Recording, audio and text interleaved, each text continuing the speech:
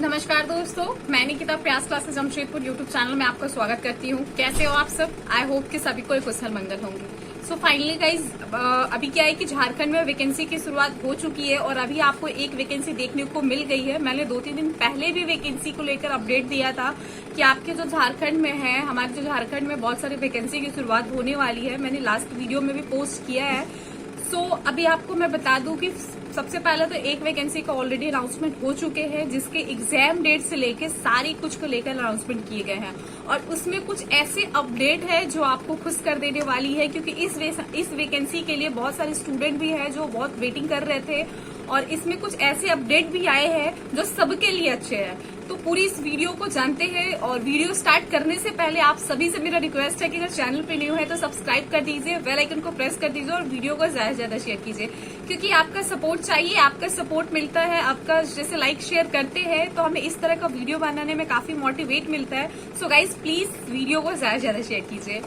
तो बात करती हूँ झारखंड में जो वैकेंसी अभी आई है। आज के डेट में आपने देखा कि ऑलरेडी नोटिफिकेशन जारी कर दिया गया है। झारखंड एक्सरसाइज कांस्टेबल की वैकेंसी की रिक्रूटमेंट आ चुकी है, जो कि 2023 की है। इसमें जो टोटल पोस्ट निकले हैं, टोटल जो पोस्ट की बात करूंगी तो 583 पोस्ट है, यानी कि 583 पोस्ट है। मे भी और बढ़ सकते हैं, लेकिन इसमें क्या है ना कि इसमें जो 30 सीट है वो फीमेल के लिए रिजर्व है, ठीक है। और साथ में अगर बताऊं कि अगर आप स्पोर्ट्स कोटा से है, अगर आपने कोई स्पोर्ट्स कोटा ज्वाइन किया है तो आपके लिए भी 12 सीट जो है वो स्पोर्ट्स कोटा वाले के लिए है, इसमें रिजर्व किए गए हैं। अब मैं बात करूंगी कि इस फॉर्म को अप्लाई कब से करनी है। तो इस फॉर्म का जो अप्लाई डेट है 1 जून से स्टार्ट होगा, जो कि 1 जुलाई तक आपका फॉर्म अप्लाई किया जाएगा, ठीक है। इसमें आपको करेक्शंस के भी टाइम मिलेंगे। सबसे पहले तो आपका जो है 1 जून से लेके 30 जून तक आपका ये फॉर्म अप्लाई होगा और उसके बाद में आपका जो जैसे रजिस्ट्रेशन होती है, ठीक है, तो रजिस्ट्रेशन आपका 30 जून तक कंप्लीट हो जाएगा। उसके बाद आपका 4 तारीख तक जो रहेगा वो फोटो सिग्नेचर्स के लिए दिया जाएगा और 6 से 8 के बीच में अगर आपने कोई फॉर्म अप्लाई किया है, किसी तरह का कोई मिस्टेक कर दिया है, तो करेक्शंस के लिए भी इसमें आपको टाइम मिलेंगे, यानी 6 से 8 का करेक्शन के टाइम मिलेंगे।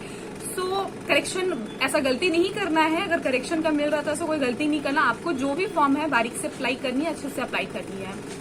अभी आपके मन में ये क्वेश्चन आ रहे होंगे कि जो 2022 में वैकेंसी आई थी उसमें बहुत सारे बच्चे ने अप्लाई किया है, तो उनका क्या होगा। तो मैं उनको बता दूं कि उनको बिल्कुल भी टेंशन नहीं लेने हैं, क्योंकि उनको किसी तरह का चार्ज वगैरह नहीं देनी है। बस उनको फिर से अपने रजिस्ट्रेशन जो है वो फिर से जाके अपना डेट ऑफ बर्थ सारा कुछ फिर से अप्लाई कीजिए। आपको वहाँ पे चार्जेस नहीं लगेगा, लेकिन फॉर्म आपको भी अप्लाई करना है, ठीक है। तो इसमें कौन अप्लाई कर सकते हैं, एज क्या रखा गया है। तो इसके लिए जो मिनिमम एज रखे गए हैं 18 वर्ष मिनिमम एज है। मैक्सिमम की बात करूंगी तो 25 है, यानी कि 18 से 25 है।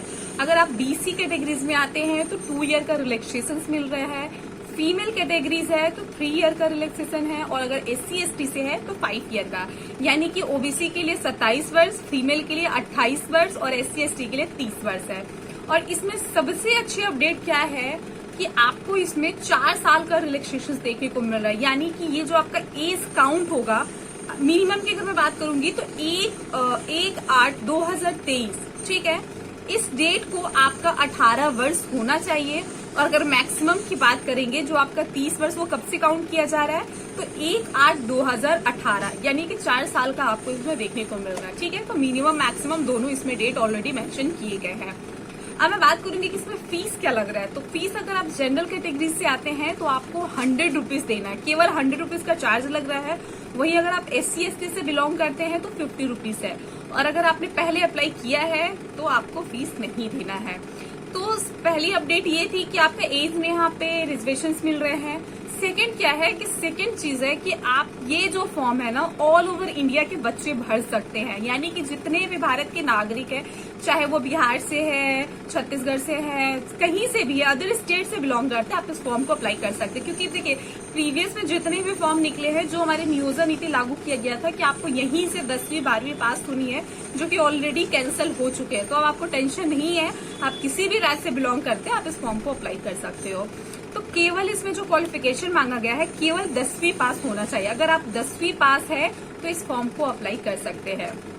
अब मैं बात करूंगी कि इसकी एग्जामिनेशन प्रोसेस कैसी होगी। देखिए यहाँ झारखंड से एक रूल्स है, झारखंड में ये रूल बनाए गए हैं कि जो भी हमारे सिपाही होंगे, जो भी हमारे कांस्टेबल होंगे, एसआई होंगे, तो जो भी वैकेंसी निकलेगी तो हमारे मुख्यमंत्री जी का कहना है कि पहले फिजिकल होंगे, यानी कि पहले उनकी फिटनेस देखा जाएगा, उसके बाद ही रिटर्न एग्जाम होंगे।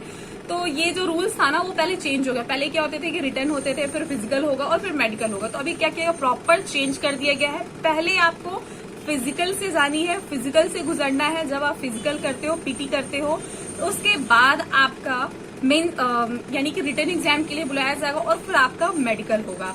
अब यहाँ पे एक और अच्छी बात है कि यहाँ पे ये भी डेट्स अनाउंसमेंट हो चुके हैं कि कब आपका फिजिकल होगा, कब आपके रिटर्न होंगे, कब तक आपकी एग्जाम आएगी। तो ये एक सबसे अच्छी न्यूज है। तो आपको मैं सबसे पहले बता दूं कि जो आपका फिजिकल होगा वो 1 जुलाई से 30 सितंबर के बीच में आपका फिजिकल लिया जाएगा, यानी कि जो भी आपका रनिंग है, दौड़ जो भी होगी वो 1 जुलाई से 1 सितंबर के बीच में आपका ले लिया जाएगा। और अगर रिटर्न की बात करूंगी तो 1 नवंबर से आपका रिटर्न है, दिसंबर में आपका रिजल्ट भी आउट हो जाएगा, यानी कि आप 2024 में एक सीट ले सकते हैं अगर आप इस तैयारी में लगे हुए हैं। बहुत बच्चे पहले से लगे हुए हैं और अगर आपने पहले लास्ट टाइम जो फॉर्म नहीं अप्लाई की थी 2022 में, तो इस बार आप फॉर्म को जरूर अप्लाई कर दीजिएगा। तो अब मैं बात करूंगी कि फिजिकल के लिए क्या आपकी मेजरमेंट मांगी गई है।